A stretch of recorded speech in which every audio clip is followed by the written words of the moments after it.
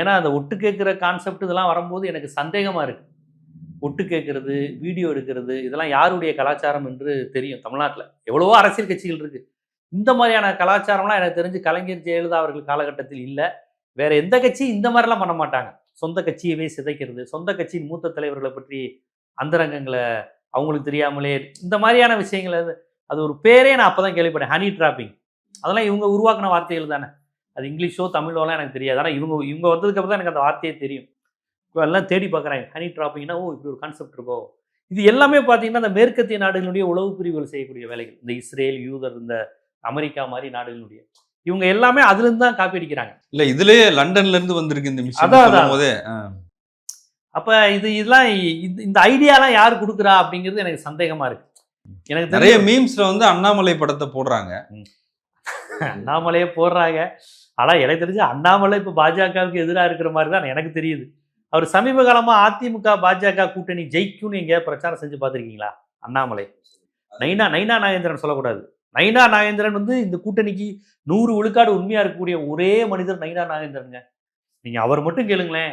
இந்த கூட்டணி உடஞ்சிடக்கூடாது, எடப்பாடி தாங்க முதலமைச்சர், நான் தேசிய ஜனநாயக கூட்டணி தாங்க, பாஜக அங்கே வைக்குமா அதை அப்புறம் பார்த்துக்கலாங்க, இப்போதைக்கு அதிமுக பிஜேபி கூட்டணி இப்படின்னு.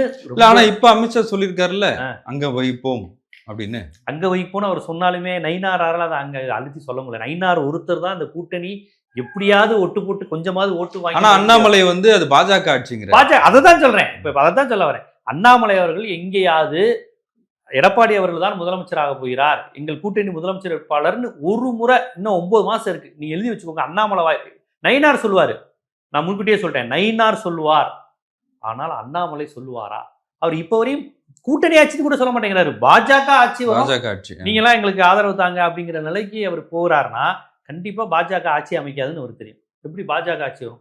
அதிமுக ஜெயிக்கும்னு சொன்னா ஓகே, அதிமுக பாஜக ஜெயிக்கும்னு சொன்னா கூட ஓகே, பாஜக ஜெயிக்கும்னு சொல்றாருன்னா இல்ல. ஆனா இப்ப சீனியர்ஸ் எல்லாமே எடப்பாடி சப்போர்ட்டா தானே இருக்காங்க. வானதி இதுல கலந்துக்கிட்டாங்க, ஒரு பயணத்துல கலந்துக்கிட்டாங்க, கோயம்புத்தூர்ல பேசினாங்க. கோயம்புத்தூரை பொறுத்தவரையும் ஏடிஎம்கே பிஜேபி அலைன்ஸ் இருந்தால் மட்டும் தான் வானதியெல்லாம் ஜெயிக்க முடியும். ஏடிஎம்கே இல்லாமல் வானதியால் கண்டிப்பாக கோவை தெற்குல ஜெயிக்க முடியாது. அங்கே பிஜேபி ஓட்டுங்கிறது அங்கே உள்ள மார்வாடி குஜராத்தி ஓட்டுங்க அதிகம் கோவை தெற்குல. கமலஹாசனுக்கும் அந்த ஓட்டு தான் விழுந்துச்சு. ஸோ அவங்களுக்கு அதனால தான் வேலுமணி அண்ணனை வந்து அவ்வளோ பாராட்டுறாங்க. வேலுமணி யார் தெரியுமா? 10 தொகுதி கோயம்புத்தூர் அடிச்சு கொடுத்தாரு. அதனால் அவங்கள மாதிரி சில குறிப்பிட்ட நபர்களுக்கு இந்த கூட்டணி கோயம்புத்தூர், திருப்பூர், நாமக்கல்ல பயன்படுறாதான்னு நினைக்கிறாங்க. ரொம்ப வீரியமாக அந்த மாதிரி யோசிச்சுக்கிட்டு இருக்கிறாங்க. மற்றபடி வேற யாருக்குமே பிஜேபியோட ஜெல்லாகலையேங்க. எங்க எடப்பாடியோடு ஜெல்லாகாத அண்ணாமலை.